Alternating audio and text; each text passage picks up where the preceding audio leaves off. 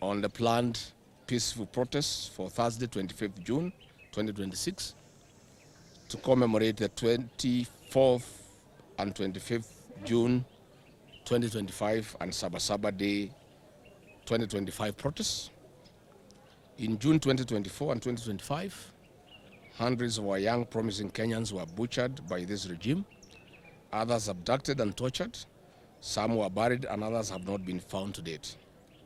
You are also aware that property worth millions of shillings, businesses and livelihoods were destroyed by goons under police escort and supervision.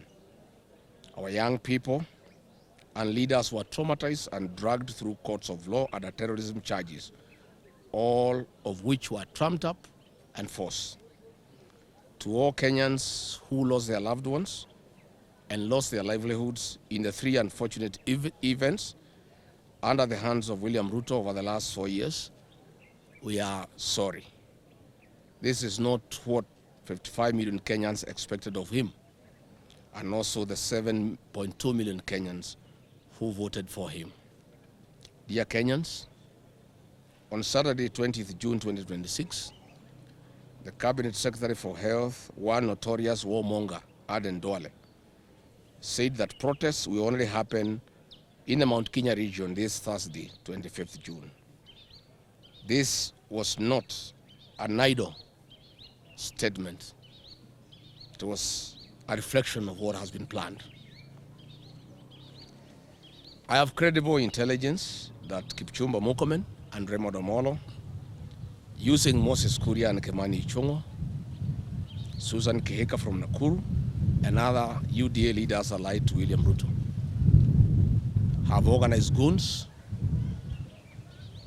to cause terror and mayhem in Nairobi and the Mount Kenya region and blame the opposition.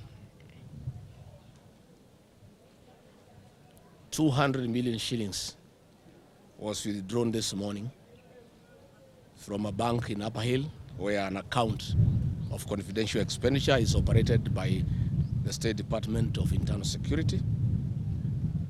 And these funds are for mobilizing goons and deploying them to unleash terror and mayhem in the Mount Kenya region, Nairobi, Kajiado, and Narok, among other places in the country. Police have been told to escort the goons at night using police lorries and matatus hired from notorious circles and deployed across the region. Senior police officers have told us in confidence that they are very uncomfortable with the instructions they have been given personally by Kipchumba Murkomen, that they should stay off and let the goons destroy businesses, light bonfires, and create chaos. These goons, we have confirmed, will be accompanied by officers in plain clothes under the direction of Kipchumba Murkomen to give cover to the goons. The notorious Nairobi Sierra Rogue Police Squad under Kipchumba Murkomen is the one organizing the deployment of these goons across the region. The senior police officers have told us they have been told to intervene after the goons have done their work and left, and then descend on ordinary Kenyans, innocent people, arrest them and charge them with crimes under the Terrorism Act. I have been informed that DCP strongholds have been targeted for this violence so that the DCP leader Rigathi Gachagua and leaders allied to him can be blamed as the instigators of violence. For the record, goonism has become part of the National Police Service since Kipchumba Murkomen became the CS Interior.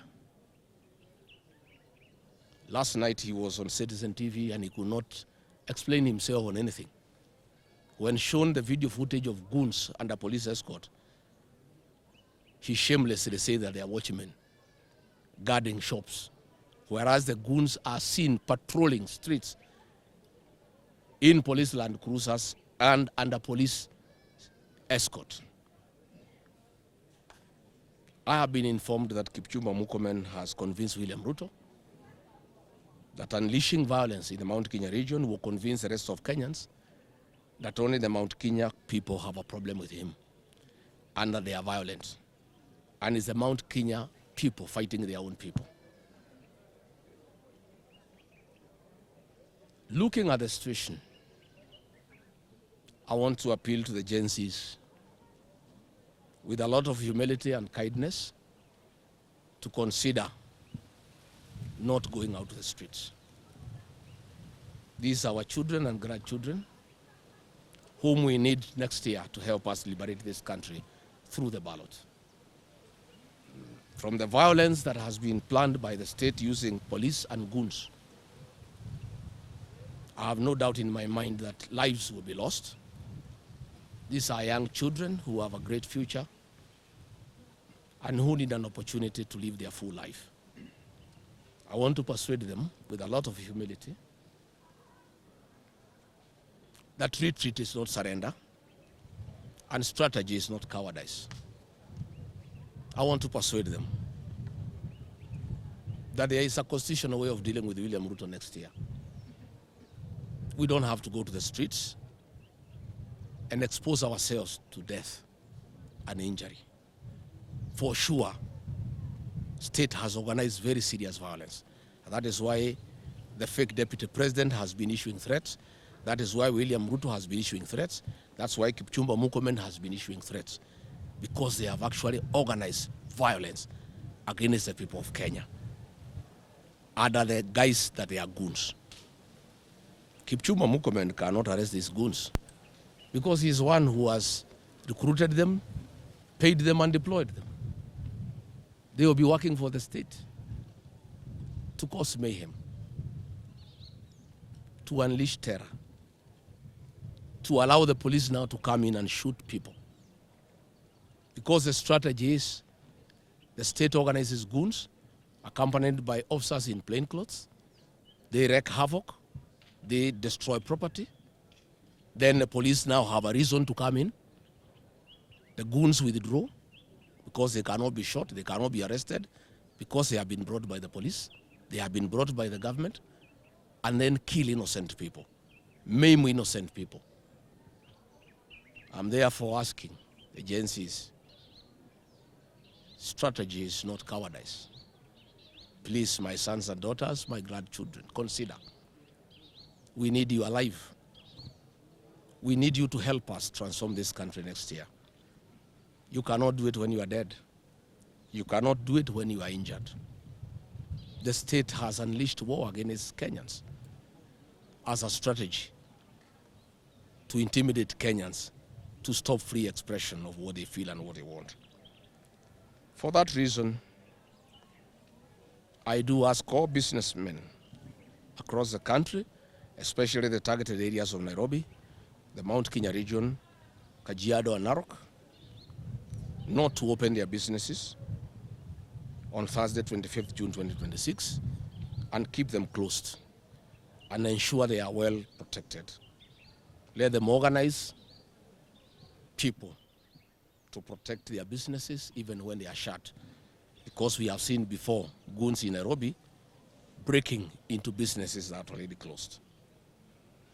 To those with vehicles, both for public service and private motorists, I urge you to keep off the road, stay at home. There is no need to expose yourself and your motor vehicles to danger. Stay at home, read, watch TV, and play with your children and your grandchildren. All workers of Kenya, I plead with you, stay at home. The state has organized terror against Kenyans.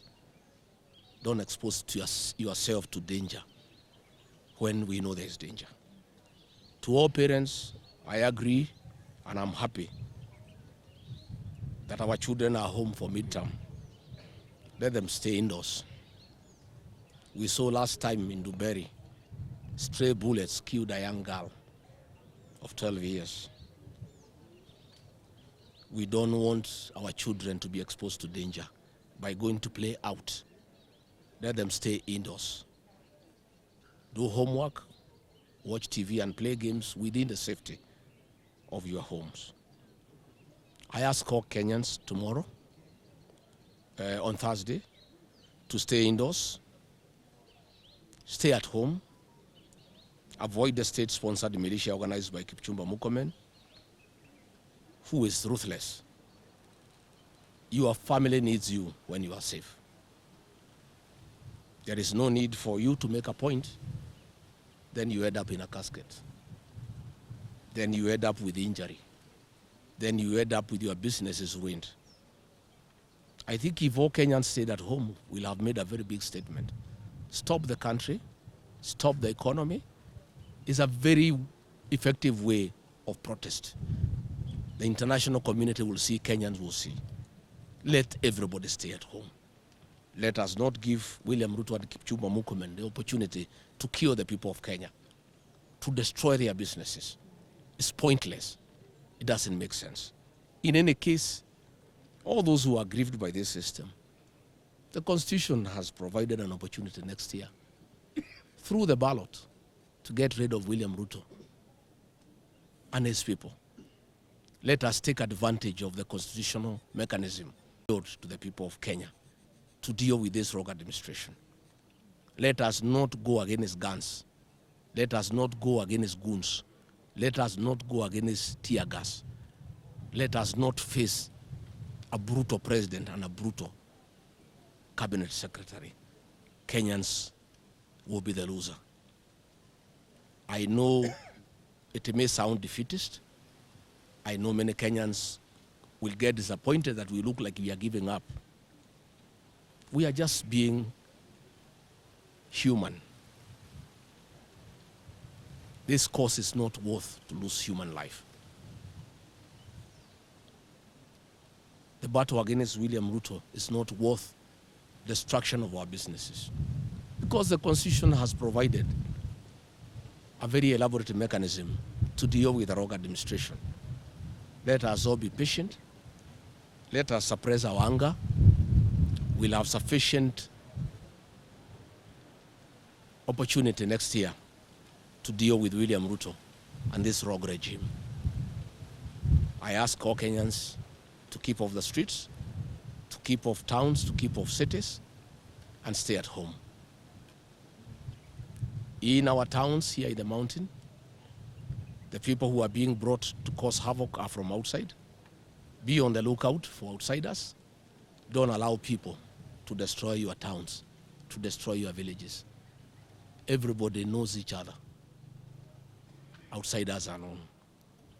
To Moses Kuria, I ask you, what happened to you, my brother? Why have you allowed yourself to be used by William Ruto to persecute your kinsmen? Why, Moses Kuria? How much money do you need? Why are you organizing goons to destroy property belonging to your people? Why? Kimani Ichung'wa, people of Kikuyu have elected you 3 times. Why? Last year, you organized goons to burn the law courts. You caused young people to be charged with terrorism. Why do you do this? How much does William Ruto pay you to persecute your own people? Why have you turned against your own community? What do you hope to achieve by this senseless violence against your own people? What do you want to achieve? How do you feel when your kinsmen